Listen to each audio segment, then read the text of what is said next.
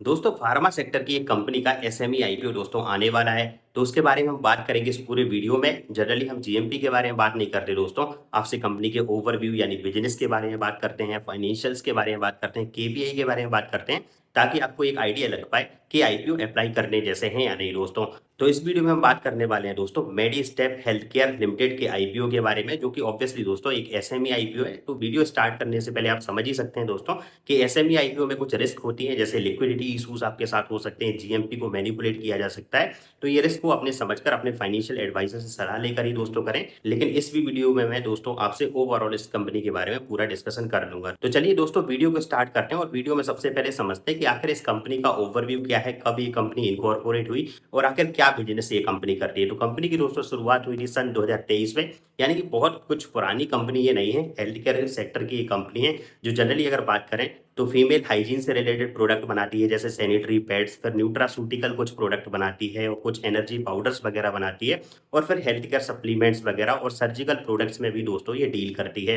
तो इनके बहुत कुछ अच्छे प्रोडक्ट्स भी हैं। और प्रोडक्ट रेंज की अगर मैं बात करूं आपसे, तो सबसे पहले जैसे सैनिटरी पैड्स की हमने बात करी, तो इनका ड्राई स्टेप नाम से एक दोस्तों सैनिटरी पैड आता है, और ये दोस्तों हाई क्वालिटी सैनिटरी पैड है जो महिलाओं की हाइजीन के लिए दोस्तों बहुत इंपॉर्टेंट होता है, आप समझ ही सकते हैं। उसके बाद अगर बात करें तो इनके कुछ एनर्जी पाउडर्स भी हैं, जो बीटा स्टेप जेड नाम से एक पाउडर भी आता है। हालांकि दोस्तों ये सब जो चीजें हैं ये खाने पीने वाली, अपने मन से मत लीजिए। एनर्जी पाउडर वगैरह अपने डॉक्टर से कंसल्ट करिएगा। मैं सिर्फ यहाँ बिजनेस ओवरव्यू के बारे में बात कर रहा हूँ। तो एनर्जी सप्लीमेंट्स बनाती है जो कंज्यूमर को एक्टिव और रिफ्रेश करने के लिए दोस्तों जरूरी होते हैं। न्यूट्रासूटिकल्स ऑब्वियसली न्यूट्रिशन से रिलेटेड प्रोडक्ट्स भी ये कंपनी बनाती है। इंटीमेट केयर और हाइजीन प्रोडक्ट्स बनाती है जो इंटीमेट केयर के लिए जरूरी होते हैं दोस्तों।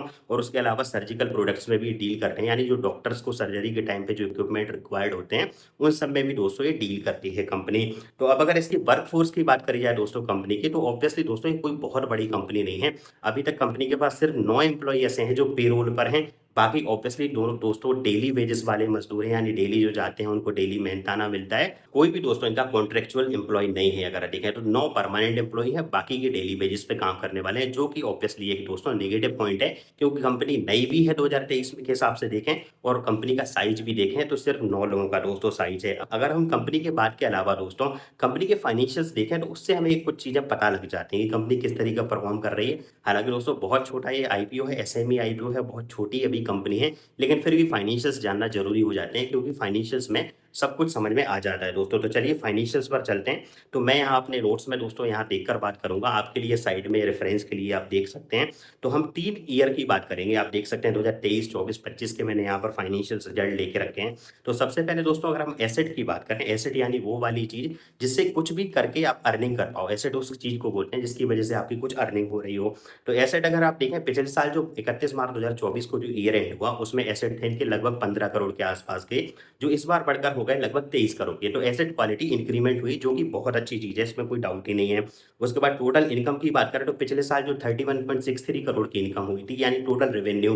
ये प्रॉफिट नहीं होता दोस्तों, याद रखना कि ये ऐसा नहीं है कि जो रेवेन्यू आ रहा है यानी जो इनकम हो रही है वो कंपनी का प्रॉफिट नहीं होती। इनकम का मतलब होता है जो भी प्रोडक्ट्स बेचे उससे कितना पैसा आ रहा है, इसमें कॉस्ट भी शामिल होगी, मार्केटिंग भी शामिल होगी, सब चीजें। तो इनकम अगर देखें तो 31.63 करोड़ था पिछले साल, जो कि इस बार बढ़कर हो गया 49.6 करोड़, जो कि अगेन तो अगर आप देखें तो लगभग 57% का इंक्रीमेंट है, जो कि अच्छी चीज है एक छोटी सी कंपनी के लिए। अब दोस्तों कोई भी बिजनेस हो तो आपको समझ में आता ही है कि भाई कोई भी बिजनेस करता है तो मेन फोकस तो उसका प्रॉफिट ही जनरेट करना होता है।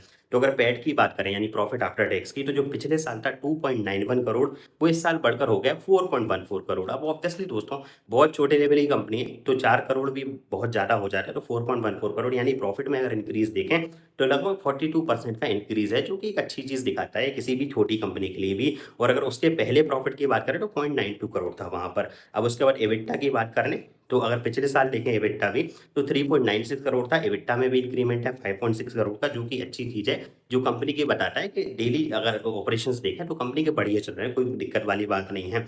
नेटवर्थ की बात करें तो ऑब्वियसली वहां पर भी इंक्रीमेंट है, 1169 करोड़ से बढ़ के 16.83 करोड़ हो गए हैं। रिजर्व एंड सरप्लस अगर देखें तो ऑलमोस्ट वही है, रिजर्व अगर देखें थोड़े से कम ही हो गए हैं, यानी कंपनी के जो रिजर्व थे वहां से थोड़ा थोड़ा पैसा जा रहा है।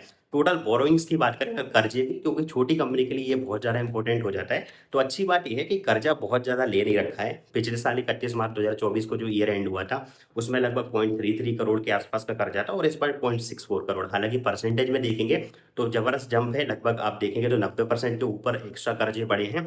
लेकिन प्रॉफिटेबिलिटी भी दोस्तों 46% बढ़ी है, जो कि एक अच्छी चीज़ है। और बाकी अभी केपीआई डिस्कस करेंगे तो आपको समझ में आएगा कि यहाँ पर कर्जे बढ़ना ठीक है या फिर नहीं, मैनेजेबल है या नहीं है। तो ये कंपनी के दोस्तों फाइनेंशियल्स की बात हो गई। फिलहाल तक वीडियो सही लग रहा है तो लाइक और सब्सक्राइब जरूर कर देना। अब हम बात करेंगे दोस्तों की परफॉर्मेंस इंडिकेटर की यानी केपीआई की, जो आईपीओ के फंडामेंटल्स को बताते हैं कि आईपीओ किस प्राइस पर आ रहा है, ठीक है या नहीं है। तो सबसे पहले तो दोस्तों केपीआईज में अगर आप बात करें तो जो इनके तीनों रिटर्न है, चाहे रिटर्न ऑन इक्विटी की बात करें, return on capital employed, return on net worth की अगर बात करें तो तीनों ठीक है। रिटर्न ऑन इक्विटी की बात करें तो 29.06% बहुत बढ़िया होता है। रिटर्न ऑन कैपिटल एम्प्लॉयड 38.91% का है। रिटर्न ऑन नेट वर्थ 29.06% की है। वहीं अगर पैट मार्जिन की बात करें, पैट मार्जिन का मतलब होता है कि 100 रुपए के रेवेन्यू में कंपनी कितना प्रॉफिट जनरेट कर पा रही है। तो पैट मार्जिन है 8.35% का, यानी हर 100 रुपए के रेवेन्यू में कंपनी 8.35%, 8.8 रुपये 35 पैसे का प्रॉफिट कमा रही है दोस्तों। इबिटा मार्जिन भी ठीक है, 11.27% की है। यहाँ पर थोड़े और बढ़े तो अच्छा रहेगा। यहाँ पर प्राइस टू बुक वैल्यू की बात करें 2.67, यानी कि आप समझ सकते हैं कि कंपनी का जो आईपीओ प्राइस होना चाहिए था प्राइस टू बुक वैल्यू के हिसाब से, उससे थोड़ा सा प्रीमियम सेगमेंट पर आ रहा है। हालांकि बहुत ज़्यादा भी प्रीमियम नहीं आ रहा है 2.67, क्योंकि जनरली जो एसएमई आईपीओ हैं वो बहुत ज़्यादा अपना आईपीओ ओवर बहुत प्रीमियम पर लेकर आते हैं। तो ठीक ठाक रेंज है, हालांकि थोड़ा प्रीमियम साइड है, लेकिन फिर भी ठीक है दोस्तों अगर प्राइस की बात करें तो ये हुई दोस्तों केपीआईज की बात। अब अगर मैं आईपीओ की डिटेल्स की बात करूँ उसके बाद हम जीएमपी की ऑब्वियसली दोस्तों बात करेंगे ही आपसे। तो ये आईपीओ दोस्तों 8 अगस्त 2025 से ओपन होगा, 12 अगस्त 2025 तक ये सब्सक्रिप्शन के लिए ओपन रहेगा दोस्तों। फेस वैल्यू है शेयर की 10 रुपये पर शेयर, इशू प्राइस है 43 रुपीज़ पर शेयर। यानी अगर आप प्राइस बैंड देखें तो आपको वैसे सस्ता लगेगा, लेकिन अगर प्राइस टू बुक वैल्यू के हिसाब से देखें तो थोड़ा सा ऑब्वियसली ये भी प्रीमियम साइड पर है। तो 43 रुपीज़ पर शेयर का इशू प्राइस है। लॉट साइज जो है वो 3000 शेयर का है, याद रखिएगा। तो आप एचएनआई कैटेगरी में आप जो रिटेलर्स भी हैं, कम से कम 2 लॉट के लिए एसएमई पे अप्लाई करना पड़ता है, तो 6000 शेयर के लिए करीब अप्लाई करना पड़ेगा। और अगर आप ये देखें तो टोटल फ्रेश कैपिटल है, यानी अच्छी बात ये है कि इसमें जो ऑफर फॉर सेल नहीं है कि अब एग्जिस्टिंग इन्वेस्टर भाग रहे हों अब से पैसा लेके, ऐसा नहीं है। जो पैसा आएगा वो कंपनी ग्रोथ में लगाया जाएगा। हालांकि आईपीओ बहुत छोटा है, 16.10 करोड़ का आईपीओ है, जो कि मार्केट मेकर्स के लिए भी रिजर्व है थोड़ा सा हिस्सा। तो अगर टोटल आप देखें पब्लिक को जो ऑफर कर रहे हैं वो 15.29 करोड़ के आसपास का आईपीओ दोस्तों, ये थोड़ा ऑफर साइज जो है वो ऑफर कर रहे हैं 15.29 करोड़ का। इसके अलावा अगर इसकी अलॉटमेंट की बात करें तो 13 अगस्त 2025 को दोस्तों इसका अलॉटमेंट होगा। अगर आपको मिल जाता है तो शेयर भी ट्रांसफर हो जाएंगे 14 तारीख को, नहीं मिलता है तो रिफंड भी हो जाएंगे। और टेंटेटिव लिस्टिंग डेट जो है वो 18 अगस्त है, क्योंकि उसके बाद 3 दिन मार्केट भी ऑफ है, आपको पता ही है 15 तारीख है, जन्माष्टमी है, तो इन सब की वजह से मार्केट भी ऑफ है। तो ये आईपीओ की डेट्स हो गई। अब आपके दोस्तों हॉट टॉपिक की तरफ चलते हैं, जो कि ये जीएमपी। तो ऑब्वियसली इस कंपनी का जीएमपी ठीक चल रहा है दोस्तों। अभी अगर हम बात करें, जब मैं ये वीडियो बना रहा हूँ दोस्तों आज 6 अगस्त है, तो अगर हम 6 अगस्त की बात करें तो इसका जीएमपी 12 रुपये पे ट्रेड कर रहा है।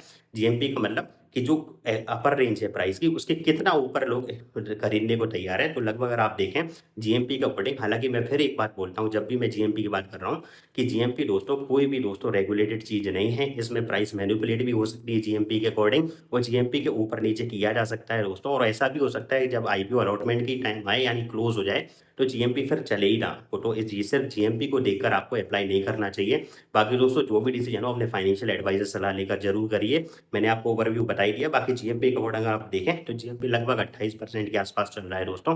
तो ये ओवरऑल अगर हम बात करें तो मेडिस्टेप हेल्थकेयर लिमिटेड के दोस्तों ओवरऑल आईपीओ का रिव्यू है दोस्तों। आपको कैसा लगा जरूर बताइएगा। बाकी वीडियो सही लगा है तो लाइक कर दीजिए, चैनल को सब्सक्राइब कर दीजिए दोस्तों।